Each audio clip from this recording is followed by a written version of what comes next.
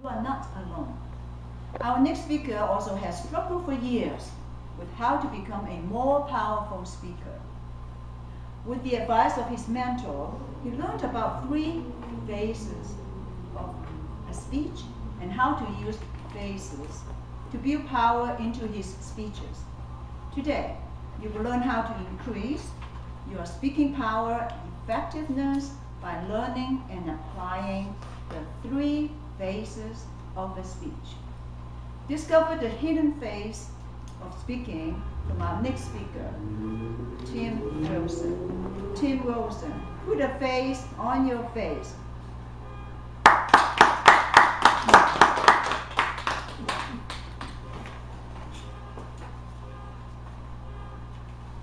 Last time, talked about the illusion of the vase with 2 faces. Familiar with that? You've seen it now. Maybe you've seen it before. There's a picture of a vase. You focus on the vase, but the thing about it is there are these 2 faces that are hidden. Maybe difficult for you to see, Rob. No, I can see it fine, and I know the picture. Here's one face, here's the other. But it's the same sort of thing with speakers. Quite often they focus on the vase. They focus on one thing. But actually, there are 3 things involved in speaking, 3 phases you go through. And today you're going to learn about that first hidden face, this face over here, that you don't see until you focus more on it and start to open up to the picture as a whole and not just focusing on the vase.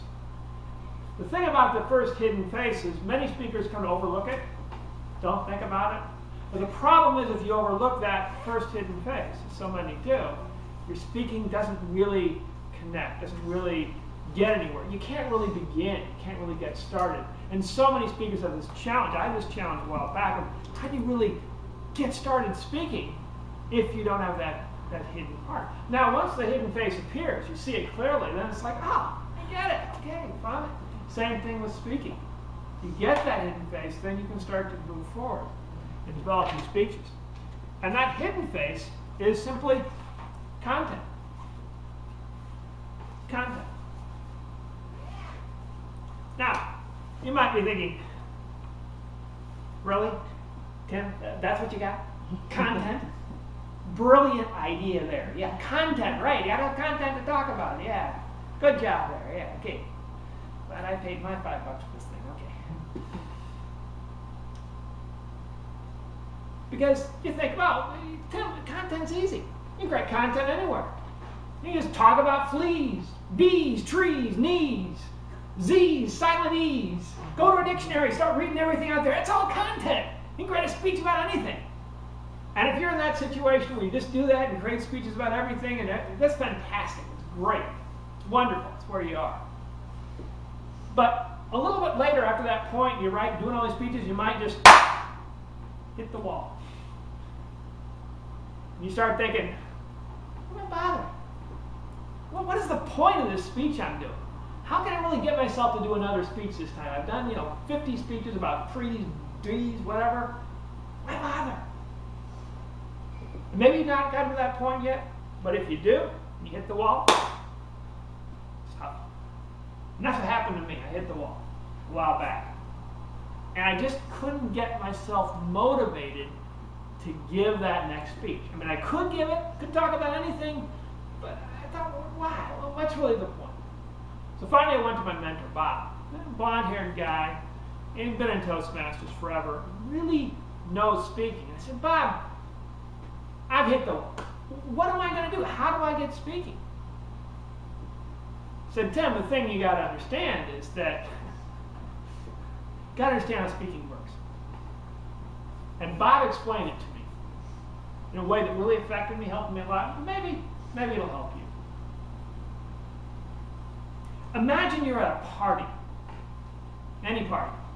It's going really well, a lot of conversations going on, people are talking about everything, and suddenly at that party, somebody talks about something, and you really like to talk about it. So you just keep talking about it. People try to change the subject, but you don't want to change the subject. You say, whatever they talk about, you keep going right back to that. People are wandering around the party, you follow them around, still talking about that subject. Later on, the party's starting to wind down. People are leaving. They're going out to their car. You follow them out to their car, talking about that subject. As they're driving away in their car, you're yelling at them your thoughts on that subject because you like it so much. whatever that subject that came into your head when I was telling that story, that's what you want to talk about. As Bob explained to me, find your passion, find your speech. Find your passion, find your speech. If you're excited about something, really interested in it, you can talk about it forever. It never dies. You can just keep going and going and going. And at my club, Extreme Toastmasters, haven't heard of it. It's a really great club. There are some people there who seem to have found their passion. One speech I remember is of John's. You're talking about flea markets.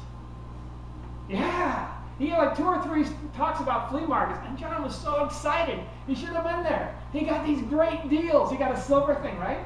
He got something made of silver. I don't know what it was, but he just ripped off the other guy. Just completely ripped him off. So excited.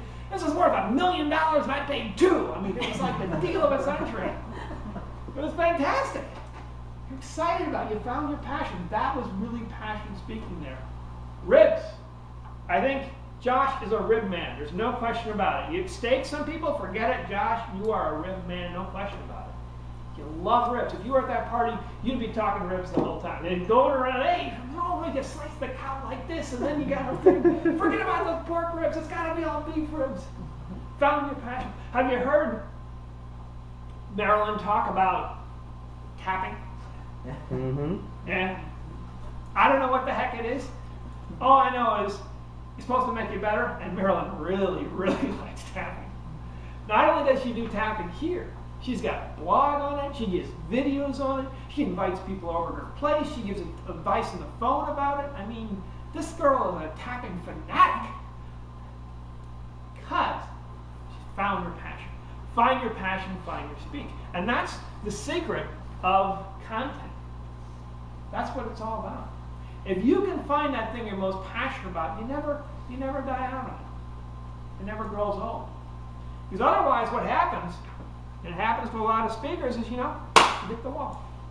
You give all these speeches. Lance Miller, world champion speaker, says he's done 250 speeches or so on all these different subjects.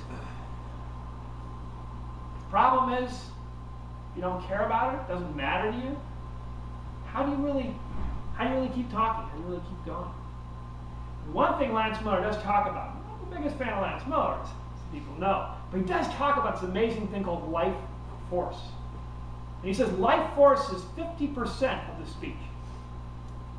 I don't know about that. But if you find something you're passionate about, something you bring this life force or whatever you call it to it, that is your speech. That is the thing to talk about.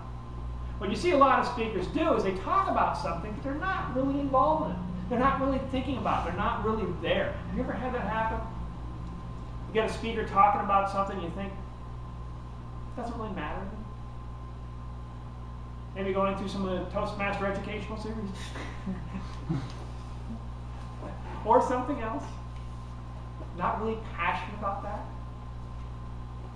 And you know it, right? You can just sense it. Instantly you know that guy's not really involved, not really excited about that. And because of that, you know that doesn't really connect. It doesn't really work. So if you really want to become a better speaker, find your passion, find your speech. So what we're going to be doing today is doing a workshop. And simply ask yourself, what is your passion? What are you so excited about? What are you so excited you just can't wait to tell somebody? Just picture you just found something out and it's just so great, you just gotta tell somebody. That's what Barry Mixon said. The story is something so great you just gotta tell somebody. But that's what content is. Good content is. And you may have a challenge. You may be thinking, Tim, I don't know what my passion is. I have no clue. One simple thing you can do. Ask a friend. Ask a friend. Say, what is that like to talk about? And most likely they'll say, you gotta be kidding. When you start talking about this, you just can't shut up. I try to shut you up, you won't shut up. So if you don't know what your passion is, believe me, other people do. Use them as a resource. And when you start writing down your passion, great. If you find it, fine. If you can't find it, great. Talk to other people, get their ideas about it. But then also start writing down what are all the things you can talk about that. For John, it'd be all the different sort of things you can talk about in flea markets, and with eBay and how to sell things and better ways to sell things. Josh, it may be the finest rib tips and where to go to the different places in the stores and what to look for in the different cuts. With Carolyn, it'll be tapping and how to tap the right way and the wrong way, and why is this bad and this good. Find your passion. Find your speech. All right, we're going to break for 2 or 3 minutes. We'll come back together at the end of that break, and then we'll learn about the vase of your speech.